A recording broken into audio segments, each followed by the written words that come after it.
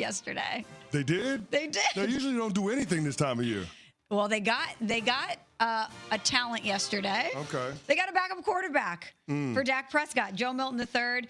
They acquired him in a 2025 7th-round pick from the Patriots for a 2025 5th-round pick yesterday. They needed a backup quarterback after Cooper Rush signed a 2-year deal with the Ravens. Now, Joe Milton is an interesting option for them. He was a 6th-round pick last year. He played in New England's season finale. A lot of people talked about the arm strength. He can really sling it. He led the Patriots to a win against the Bills, completing 22 of 29 passes for 241 yards and a touchdown, while also running for another score. A lot of people are looking at his talent and wondering what he could be. Was this a good move for the Dallas Cowboys to bring in Joe Milton? Yeah, I don't mind it. They gave up a mid-round draft pick in order to bring him over, a guy that has a lot of upside. And if we're keeping it a buck, Dak Prescott has been off injured. And so the Cowboys have to protect themselves. They have to hedge against Dak. Now, listen, Dak is the starter when he's healthy.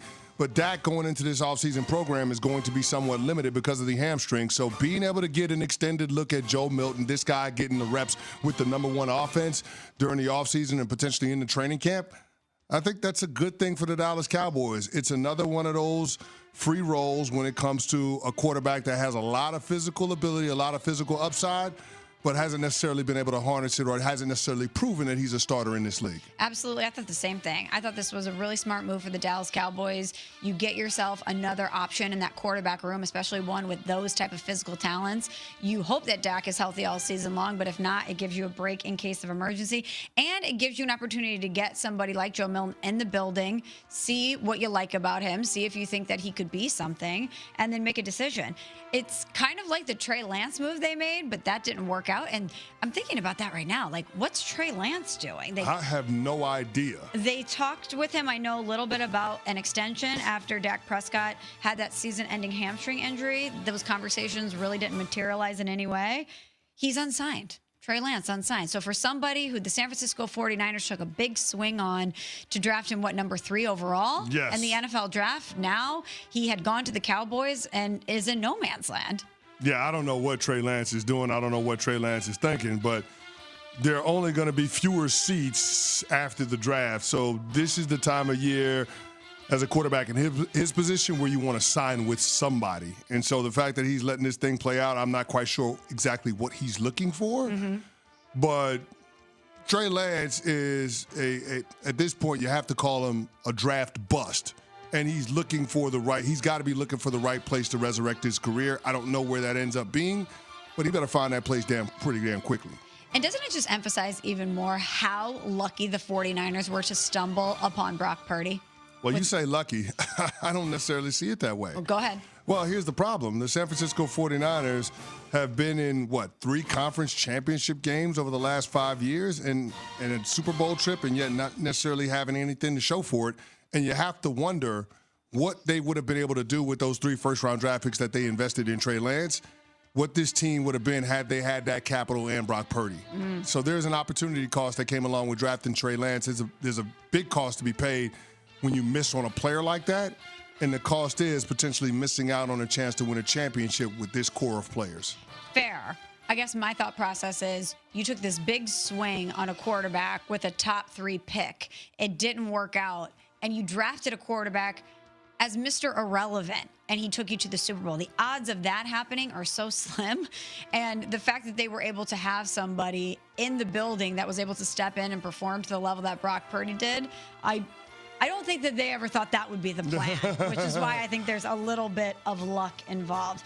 Okay, let's go on to the next thing, CC. Something or nothing. Bills running back James Cook. Now, he wants to get paid. He wants a new deal with the Buffalo Bills. And it's not really looking like things are trending in a positive direction as far as those negotiations are concerned. He put his house on the market in Buffalo. Something or nothing? Oh, this is something. This is something. I mean, you got to remember that Dalvin Cook is his brother, and Dalvin Cook threatened to hold out when he couldn't get his money right with the Minnesota Vikings back in 2020. James Cook has earned a bump in pay. I mean, through the first 3 years, the guy's made $4.5 million. He's scheduled to make $5 million this year. I mean, he's been 1,000-yard back each of the last 2 seasons, 18 total rushing touchdowns. and then, of course, 24 total touchdowns. So this guy can do it on the ground. He can do it as a receiver out of the backfield.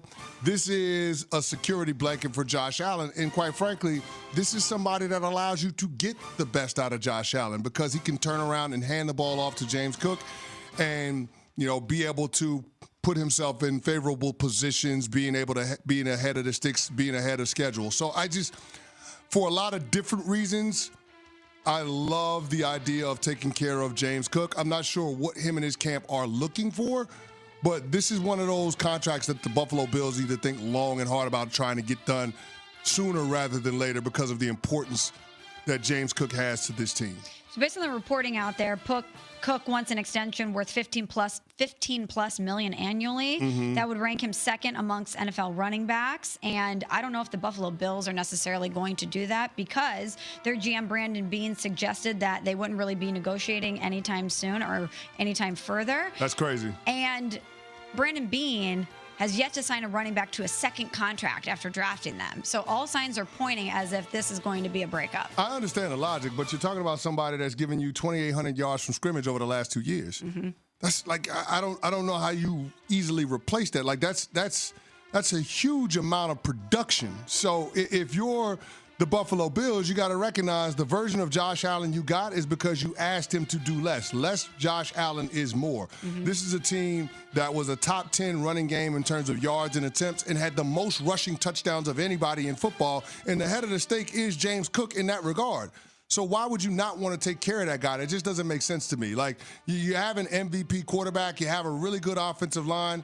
Make sure you have balance on the offensive side of the ball, being able to run the football with James Cook, as opposed to asking Josh Allen to play hero ball and create opportunities for more turnover-worthy plays. And I know that the running back position has been devalued a bit over the past few years, but coming off the season that we had where Derrick Henry popped off, Josh Jacobs, and, of course, Saquon Barkley, it kind of reinvigorated the way that we look at that position. And we got to put James Cook in that conversation, okay? Because James Cook had 1,000 yards rushing, and he only had 200 attempts.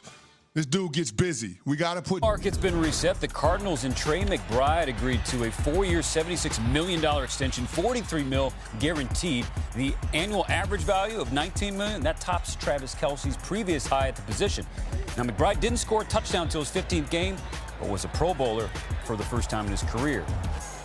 McBride was second to Brock Bowers in targets, receptions, and receiving yards among tight ends last year. His 111 catches ranked second in a season in team history. And since entering the league in 2022, he's dropped just 2 of his targets, 296 to be more specific. The lowest drop rate among players with at least 200 targets in that span. Kyler's happy. Geno Smith. Xin chào tất cả mọi người đã quay trở lại với kênh của mình. Ngày hôm nay mình sẽ tiếp tục hướng dẫn các bạn tô tượng. Tượng hôm nay của mình sẽ có tiêu đề là lá xoài. Mọi người hôm nay tượng của mình là kẹo kéo. Bây giờ mình sẽ bắt đầu tô nhá. Thận trọng cân bằng giữ như là thấp trung bình và cao, nhẹ và cao, ấn tiếp tục. Cái này không cần chế cũng sẽ có. Màu xanh dương nhá. Cái này thì chọn chế độ hiển thị, riêng tư không công khai là công khai. Thì mình để công khai đi.